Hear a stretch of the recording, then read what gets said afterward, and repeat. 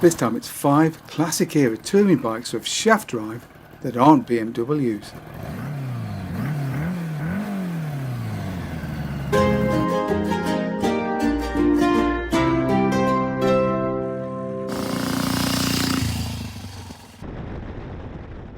These days, if you talk about a touring bike with shaft final drive, most people's minds will go straight to BMW.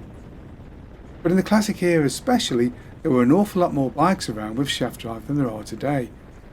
So you did have other options. So here are 5 classic touring bikes with shaft drive that aren't BMWs.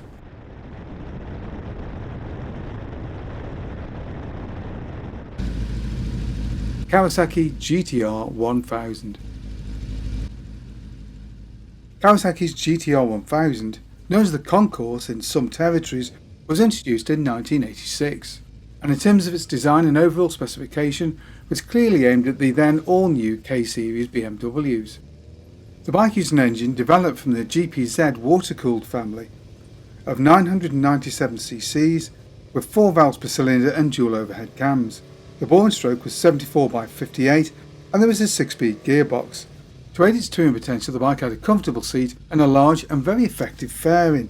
The fuel tank also was of 28.5 litres, giving the bike an extremely long range. The bike's horsepower varied between territories, but it was usually around 110 horsepower at 9,500 rpm, which is enough to give the machine a top speed of around 137 miles an hour, so was a few miles an hour quicker than the equivalent BMWs, and was described by Motorcycle magazine in the US as superior to the K-Series in pretty much every way. Kawasaki would continuously update and evolve the bike, finally taken out of production in 2007. Honda Goldwing. Honda would unveil the GL1000 Goldwing in 1974 at the Cologne show. The machine would feature the single overhead cam Boxer 4 and was of course liquid cooled, the first 4-stroke Japanese bike to do so and only the second Japanese bike at all to be liquid cooled, following the GT750 Suzuki. The original model was in production between 74 and 79 and was of 999 cc's and had a bore and stroke of 72 by 61.4.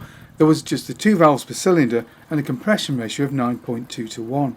Peak power was quoted at 80 horsepower at 7,500 rpm, enough to push the 584 pounds or 265 kilo bike up to around 120 miles an hour. The machine was unique and would go on to set new standards in comfort and touring reliability, creating almost a new class of motorcycle. And the bike was a massive sales success for Honda, selling 97,000 units in the US alone between 75 and 79. And in fact, so popular was the machine in the States that Honda would assemble the next generation machine, the GL1100, in the United States, and also the later 1200s and 1500s. And Goldwing production would remain stateside well into the millennium, before finally moving back to Japan in recent years.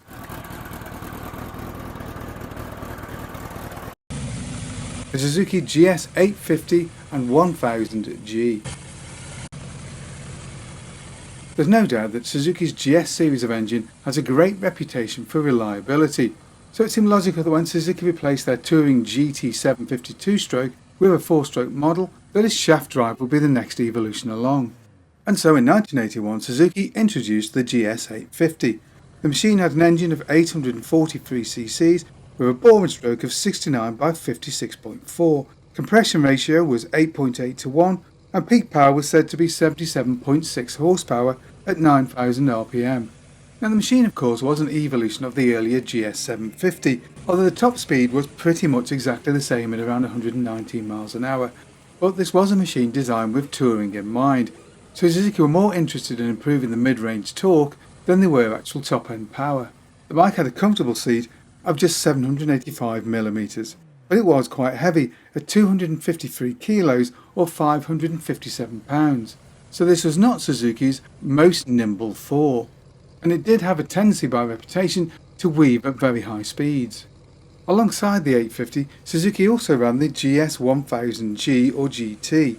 This bike had actually been introduced in 1979, and while similarly bulky, the bike could boast an extra helping of horses on top, with 90 horsepower available at 8,200 rpm, and a top speed in the region of 137 miles an hour. so a handy bit of kit whose production would run into the early 80s. The Yamaha VMAX. Now, as a company, Yamaha can lay claim to produce a number of very handy shaft-driven motorcycles, including their Virago cruisers and of course the XS 750 and 850 three-cylinder bikes of the mid-70s. But when considering bikes for the video, I thought, what the hell, let's take a walk on the wild side. So let's look at the VMAX. Now, the VMAX was introduced in 1985.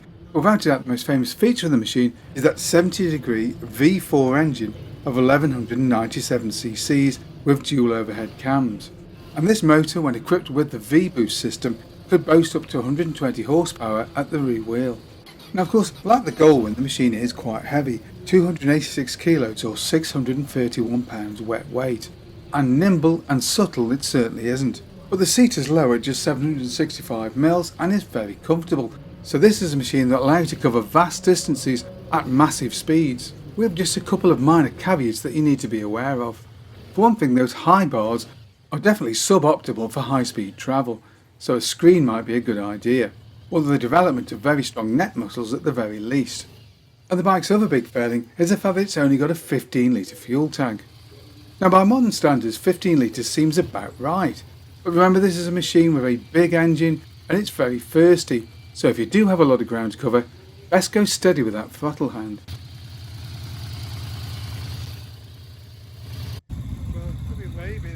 The Guzzi big blocks.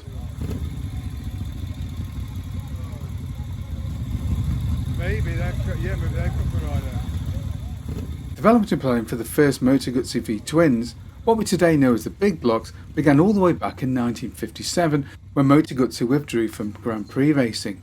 But working with a very limited budget, it took Giulio Calcano, the chief designer, more than a decade to finally perfect his designs. The first model, the original V7, arrived at the end of the 60s and was of 700cc. This would later be enlarged to 750 and then later still to 850 for the Eldorado models. These early models, although fine handlers, were quite heavy and not particularly quick, but they were extremely robust, with gear-driven camshafts and various other features which you would definitely describe as over-engineering. So of course the bikes were immediately picked up by various police forces, with most famously the California Highway Patrol, which would eventually give the name to the California Cruiser model. The later engines were redesigned to make them more economical to produce, with camshaft drive now being taken care of by a chain. And another major change was the introduction of the Tonti frame. This chassis had originally been designed for the V7 Sport. It was basically a racing chassis, but Moto Guzzi applied it across the entire range, resulting in machines that were lighter and more rigid than ever before. Now, undoubtedly, of all the machines in the video, it's the Guzzi that most closely resembles BMW's Airhead twins of the 70s. But on the road, the bike feels very different. The engine has a completely different character, and the chassis and suspension is much stiffer. So the Guzzi handles far better than the BMW does, with none of the mid-corner wallowing that was so characteristic of 70s BMWs with their softer front forks. But one thing both the Guzzi and the BMW have in common is they are simple designs, so perfect if you do your own maintenance. What other bikes or collections of bikes would you like to see us cover in a future video? Maybe you've got a bike we can use for a test ride. Either way, get in touch below. Hope you enjoyed that video. If you did, don't forget to like and subscribe, and of course thank you very much for watching.